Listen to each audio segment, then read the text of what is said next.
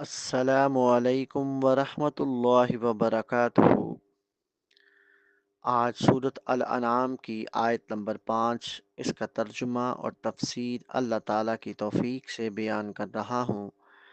اللہ تعالیٰ سے دعا ہے کہ اللہ تعالیٰ مجھے حق سچ بات کہنے کی توفیق عطا فرمائے۔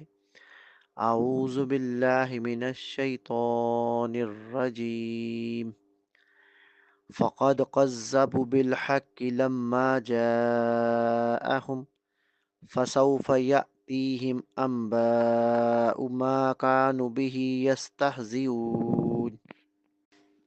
فقد پس یقیناً کذبوا انہوں نے جھٹلایا بالحق کی حق کو لما جب جاءہم آیا وہ ان کے پاس فسوف چنانچہ جلد ہی یاتیہم آئیں گی ان کے پاس انباء خبریں ما اس چیز کی جو قانو تھے وہ بھی ساتھ اس کے یستہزئون وہ مذاق اڑاتے۔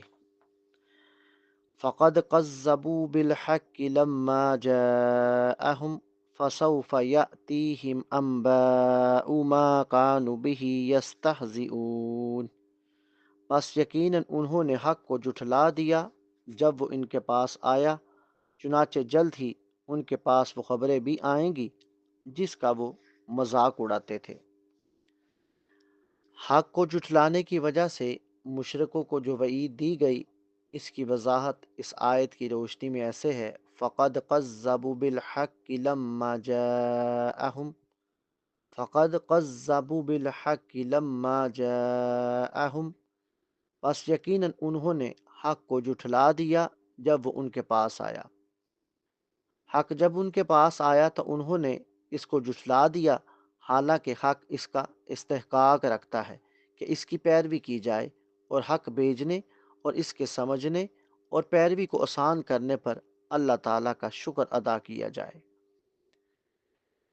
یہاں حق سے مراد قرآن اور وہ دین ہے جو محمد صلی اللہ علیہ وآلہ وسلم لے کر آئے، جو عقائد، عبادات، معاملات اور اخلاق پر مشتمل ہے۔ انہوں نے اس قرآن اور اس دین کو جھٹلا دیا۔ فَسَوْفَ يَأْتِيهِمْ أَنبَاءُ مَا كَانُوا بِهِ يَسْتَهْزِئُونَ چنانچہ جلد ہی ان کے پاس وہ خبریں بھی آئیں گی جس کا وہ مذاق اڑاتے تھے۔ جس چیز کا وہ مذاق اڑا رہے تھے جلد ہی انہیں اس کے بارے میں علم ہو جائے گا کہ وہی حقیقت ہے۔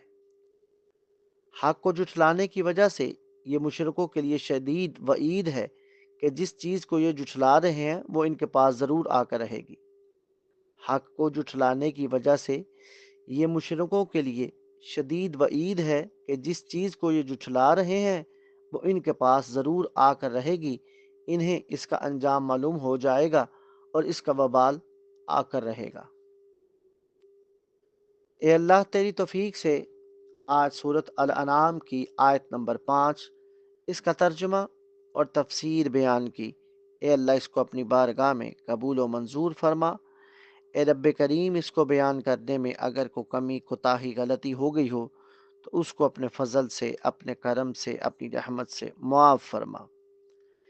اے اللہ ہم سب کو حق کی صحیح پہچان نصیب فرما۔ اے اللہ ہم سب کے لیے حق پہ چلنا آسان فرما دے۔ اے اللہ قبلہ اول مسجد اقصی اور فلسطین کے مظلوم مسلمانوں کی غیبی مدد فرما۔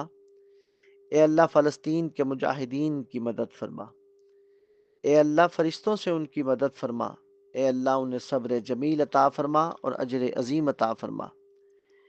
اے اللہ ہمیں دین اسلام کے احکام پر مکمل طور پر عمل کرنے والا بنا دے۔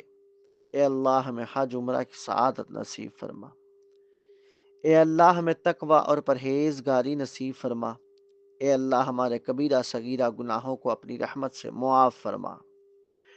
اے اللہ ہمیں نبی کریم صلی اللہ علیہ وآلہ وسلم کی سنت پر چلنے کی توفیق عطا فرما۔